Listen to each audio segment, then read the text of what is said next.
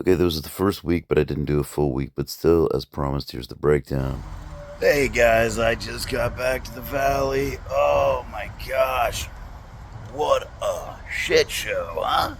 Thanks for watching. We're gonna break down some earnings and show you how it all works a little bit more.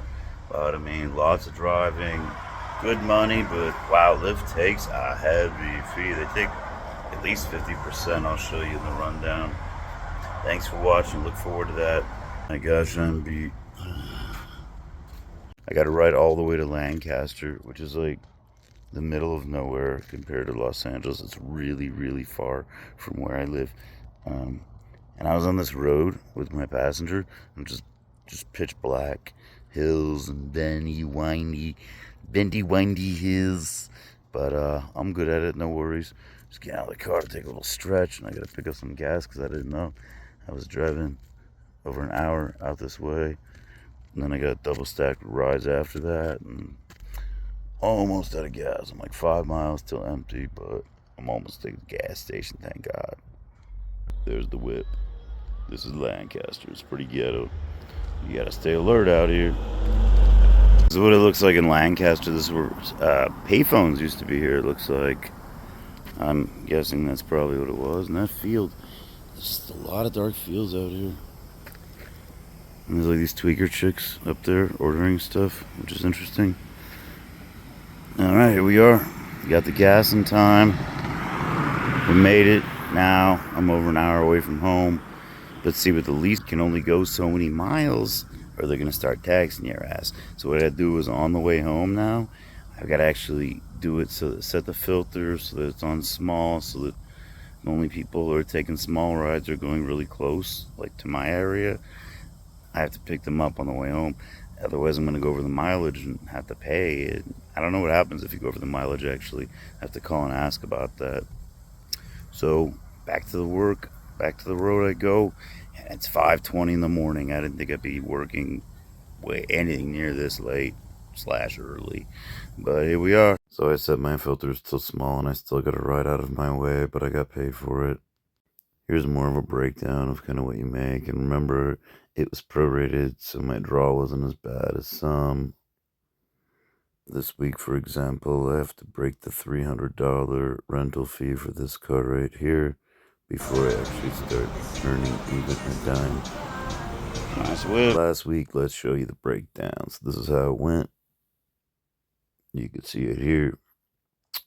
It shows you how close you are to your goal, and then once you get over it, wow, you make $31, but you've actually made, well, in this case, it was 180, I believe, for the rental since it was prorated, but typically it's going to be $300.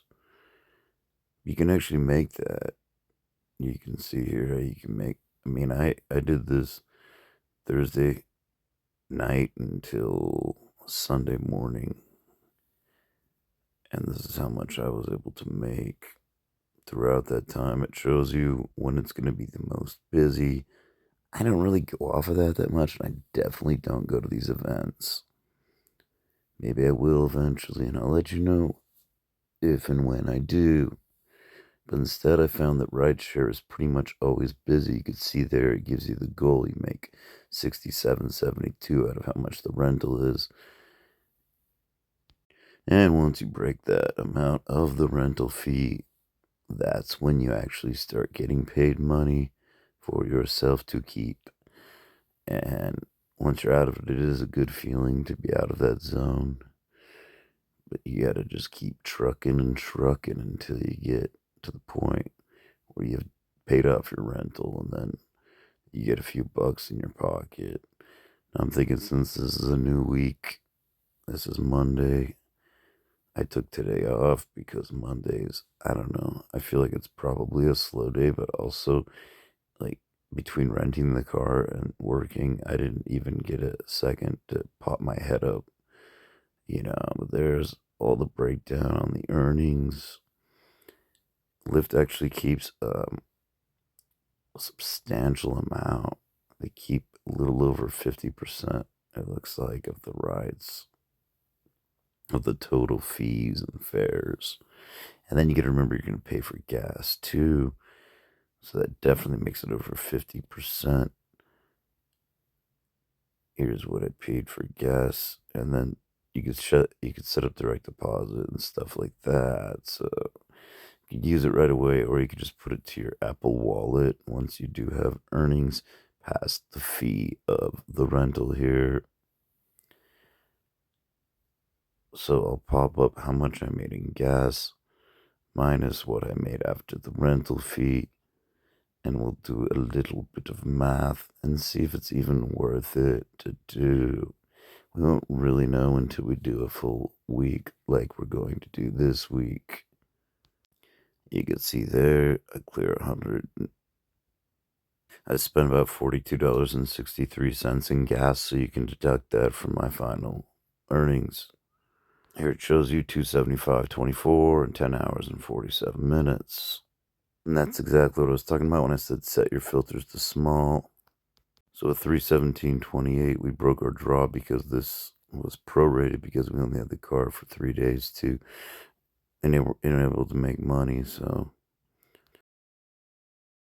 here's more breakdowns. This shows you what each ride pretty much pays, and you can see that almost nobody tips these days, which is kind of crappy, but some people do, but usually not, which is very odd. They'll even be like, I tipped you, and then you'll look later and be like, I got one tip. And they said like three people said they tipped me, but who knows what's going on there. You meet a lot of interesting people and you get to see a lot of cool, interesting places. But if we made 317.28 minus the rental cost, minus the money and gas, which was over $40, close to 50, but this thing is very fuel efficient, then it kind of gives you a good idea of what you're going to make when you're renting. 24.51 per hour. So it's not terrible. It's definitely better than nothing. But that ranges and changes. Look at Saturday. In 2 hours, I made $130. I had to go a lot of places and check out the sticks. But hey, is it worth it? I don't know. Let me know in the comments. I mean, you're making $24.51 an hour, so that's far more than minimum wage in California.